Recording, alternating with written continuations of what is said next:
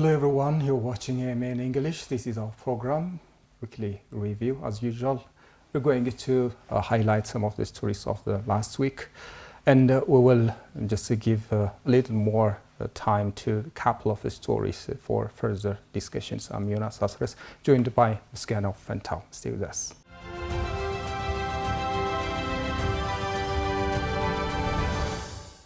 Well, Muscano, welcome to the studio. How are you? Thank you so much. Let's start with some of the stories of the past week. Just let's highlight. The first one is Prime Minister Abiy Ahmed's participation at the International Development Association's IDA 21, which was held in Nairobi, Kenya. So heads of states from the African continent convened there to discuss funding and how to eradicate poverty from the face of the continent. The next story that I want to highlight is President Sahle-Work Zewde shared food items with low-income and less fortunate residents in the capital Addis Ababa for the celebration of the Ethiopian Easter holiday. On the occasion, President Sahle-Work Zewde said providing support to such communities in the country should be a habit of everyone. If you remember, not only the President but also Prime Minister Abiy Ahmad and the Mayor of Addis Ababa, Mayor Addis Ababa, also shared food items to less fortunate people, particularly in the capital Addis Ababa. All city institutions, including the Addis Ababa city administrations, just provided support to more than 255,000. This number of people is equivalent to the people who are dwelling in a small city. So the trend in the country is all about just showing solidarity, and it's all about creating a habit of supporting each other. The meal sharing was held because of Easter holiday, so it's obvious that Easter is a holiday of togetherness, a holiday of unity and sharing love. So that's why the Prime Minister, the President and other institutions and government officials are sharing meal to the low-income community, and not only to this Easter, but in every holiday the government share meal for the low-income people, so that it's just to exemplify sharing and living in together, not just solve their problem sustainably, but while celebrating a holiday, such holiday, especially Easter, sharing is the main thing. And I think the Prime Minister and the President and the whole the government wants to exemplify that thing, and that's a great thing actually. And even nowadays, for example, the federal government and the Addis Ababa city administration, if you see, are just making and bringing this thing to a system to help this low-income people sustainably. So that's one, I think, one of the activities being held this week. Sure. Yeah. Moving to the other diplomatic stories, Foreign Minister of Ethiopia Ambassador Taye Askeselase last week paid farewell to the Ambassador of the Republic of China, Zhao Yuan, who completed his tour of duty in Ethiopia. Yeah. Ambassador Taye commended the contribution of the Ambassador of China, Zhao, in strengthening the relationship between the two countries, Ethiopia and China. So the foreign minister especially mentioned the elevation of the relation between the two countries, or whether strategic partnership which allows the special, strong and exemplary relationship the two countries built so far. Yeah. Do you know the two countries, Ethiopia and China, have multifaceted sectors to cooperate each other. So China is one of the top business partner to Ethiopia, and Ethiopia also is also as a gateway to Africa. It is very important and strategic country for China. So that's why the foreign minister of Ethiopia, Ambassador Taye Askeselase, just commended the ambassador for contributing his part to further elevate the relationship between the two countries. Yeah, the two nations, as you know, as you mentioned, have really a huge tie in various sectors, especially when we see the economic sector. China is one of the biggest import source of Ethiopia, if you see that, and Ethiopia also exports some items, some agricultural items and other items to the Chinese market. In working with Ethiopia, China also supports a lot of initiatives in Ethiopia. For example, the railway and other infrastructures are built with in collaboration with the Chinese government, and that's a huge relation with China, and obviously it will be elevated to the next level in the coming years. It's obvious. A number of Chinese companies are operating in Ethiopia. Yes, even if you observe it in the capital Addis Ababa, a lot of buildings are built by Chinese here. So the involvement of the Chinese company in Ethiopia is high. So this bondage, this relationship should be further strengthened. They are also participating in the industrial parks with the manufacturing of textile and other agro-processing and other sectors. So that's impressive. It's good. El Salvador plans to open a diplomatic mission in Addis Ababa, Ethiopia. That will be its second embassy in Africa. It tells us a lot about Ethiopia and its diplomatic efforts. You know, Ethiopia is a seat of the African Union. This is the continental's biggest institution. There are also more than 120 embassies situated here in Addis Ababa. So most of the countries around the world prefer Addis Ababa to open their embassies in Addis Ababa because the influence of the capital Addis Ababa and the influence of Ethiopia is huge in terms of continental issues, in terms of international issues. That's why El Salvador just has opted to open its embassies here in Addis Ababa. In the current fiscal year, especially a lot of diplomatic works have been done. The Minister of Foreign Affairs announced its report, and if you see that from the past 2-3 years, there is a lot of improvement in correcting or bringing to the best track this diplomatic relations. So that's one of the manifestations. For example, the third in a continent, the second in a continent, the second embassy in a continent for El Salvador means it has some meaning, So of course, this improvement in Ethiopia's diplomacy is in the recent years a good step, I think. So that shows the achievements of diplomacy for Ethiopia. Well, that's good. Let's move to the stories that we've selected for further discussions. Well, viewers, you're still watching AMN English Weekly Review. Stay with us again.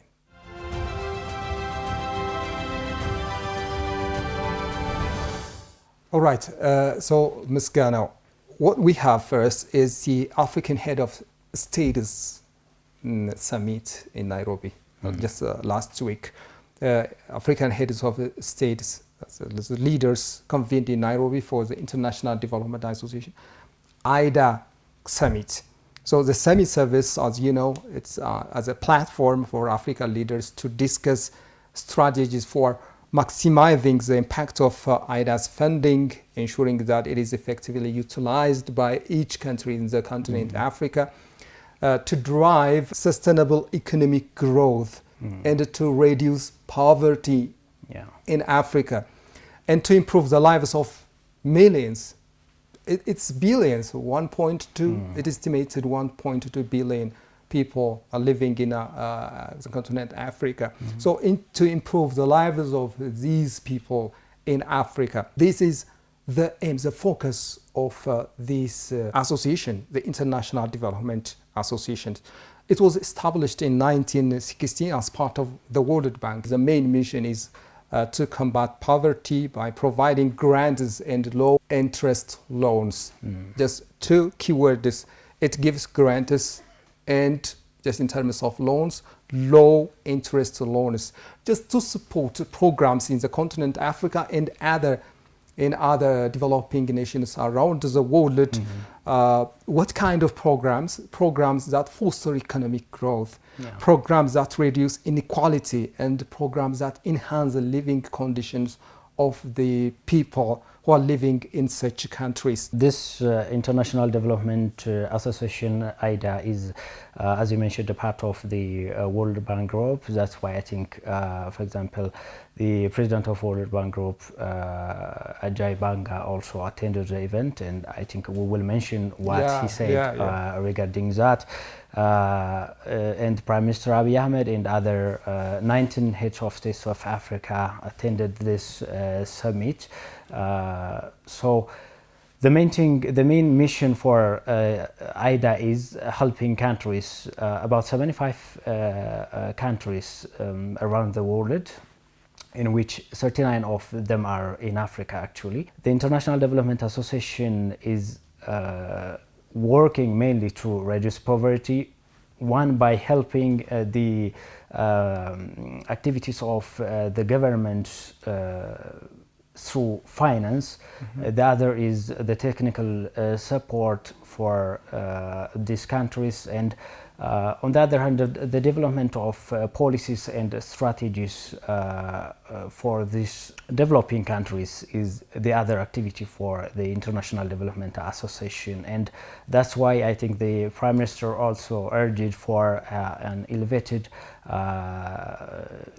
support from the International Development Association, not only for Ethiopia, but also for the continent Africa. In saying this, the Prime Minister also mentioned about the experiences of Ethiopia in climate resilience activities and other economic reforms. As you know, Ethiopia developed and started implementing the 10-year economic agenda, so that also frames the climate issues and other poverty reduction activities in the coming to implement in the coming 10 years, and helping such reform agendas, economic reforms, is vital for not only for Ethiopia but also for other African countries. Ethiopia is a big player in the Horn and as a whole in the continent. So the Prime Minister urged that, and if you don't add anything on that, maybe we can look. Just about what Prime Minister said at the summit. You've just mentioned some of the points that Prime Minister raised there. So he just particularly emphasized Ethiopia's efforts towards reducing poverty. So the country, according to him, has embarked on various strategies, various programs and initiatives just for fighting the poverty. So he mentioned telecom efforts in the country. You know that, and you are witness what progress the telecom industry in Ethiopia has shown. And the energy sector is also. He mentioned that Ethiopia has potential of 60,000 megawatts of electricity. This is a potential of the country from different options, not only from hydropower electric. The other one is the national dialogue. Prime Minister Abiy Ahmed also mentioned the national dialogue. You know, the national dialogue aims to bring sustainable peace in the country, Ethiopia. You know, if there is no peace in the country, which the other developmental activities would be very futile. So this national dialogue is very important in this, for the country. The Green Legacy Initiative also one of the initiatives that Prime Minister wanted to highlight. So far, in the past 4 and 5 years, 32 billion seedlings have been planted. So this whole activity is just for fighting climate change, not only in Africa, but also around the world. And the other important thing is ICT. Yeah. ICT, you know that the technology advancement of the globe, the world is accelerating. So to cope with this reality is up to each country. Yeah. So the people in a certain country should be well educated and should be equipped with the appropriate skill and the appropriate knowledge. So the government, just as the first shareholder, needs to do something just greater. That's why the Ethiopian government just has done a lot in this regard. Yeah, as you touched the point that the liberalization of some sectors, for example, the telecom sector, the government alone can't do everything, as you know. So, for example, the liberalization of the telecom sector, even in the coming few months or the coming periods, the selling the share of the oldest telecom company of Ethiopia, Ethio Telecom, and other economic reforms, such economic reforms, the beginning of the capital market in the coming periods, these things will be eye-opener for a lot of investors in and outside Ethiopia. So such efforts should be supported by this development association and the World Bank and other organizations in the world. The agriculture efforts is known that now Ethiopia has become a wheat exporter. So that's a great effort and exemplary even for other African countries. And such efforts are needed to be supported. And the Prime Minister read such points. The other one is the job creation issue. He mentioned about 2 million jobs will be created in the coming few years, so that's also another effort. The Ethiopian government has navigated structural macroeconomic reforms amid challenges central to our collective aspirations for a peaceful continent. We must foster dialogue and reconciliation. In late 2021, Ethiopia formed the National Dialogue Commission to lead inclusive talks, independently tackling ongoing conflicts with wide public involvement. Regional dialogue are eminent to expand participation further. As we have heard from the footage, Prime Minister Abiy Ahmad has mentioned that Ethiopia has been resilient to the time of challenges, particularly in the past few years. Most of the time, these challenges are external challenges like climate change and geopolitical tensions, particularly in East Africa.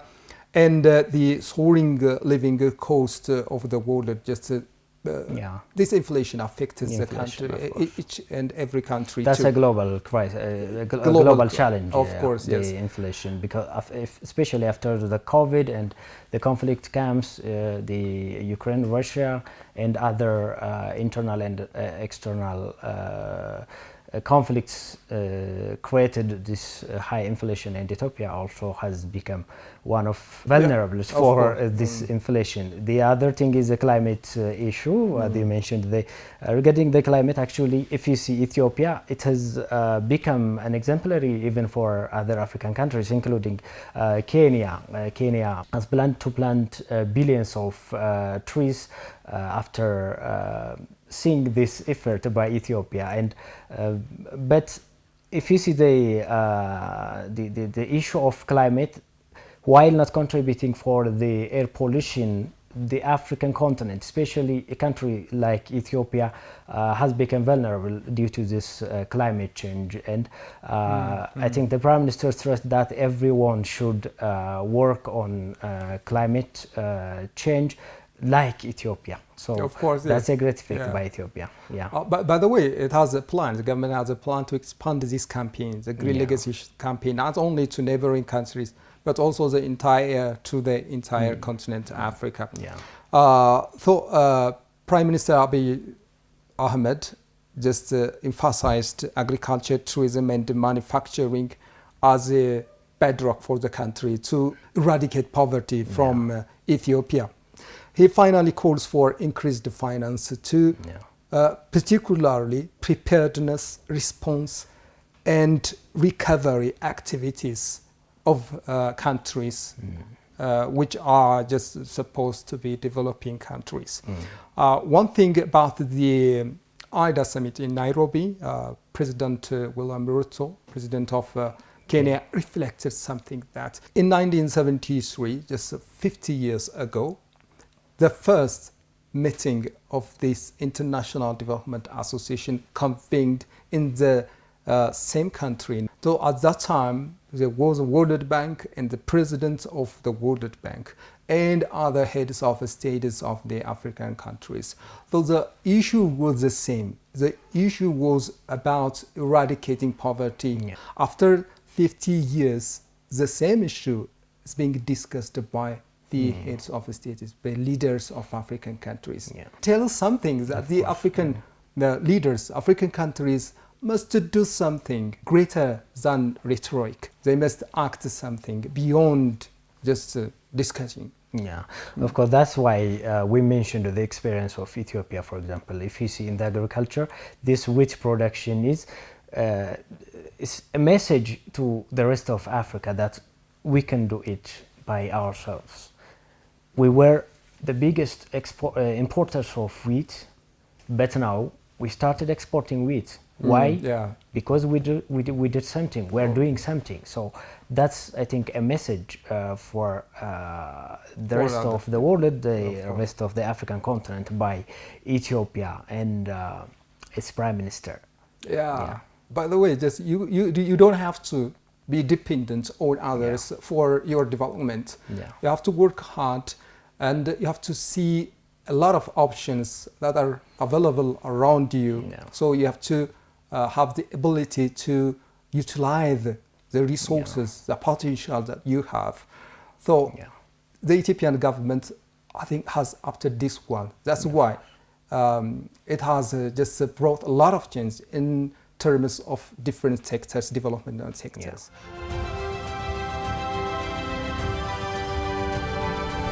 So let's move to the second agenda that we have selected, that is the Addis Ababa Road Corridor Development Project. As you know, the Addis Ababa has gathered 5 road development projects. These projects are just being held 24/7. That means day and night.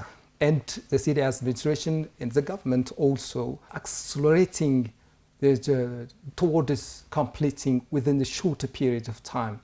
The overall aim of this project is in the capital Addis Ababa is to transform the image of the capital city. As you know, Addis Ababa is the seat of the African Union, the seat of a lot of diplomatic missions. So it must be a city that fits its name.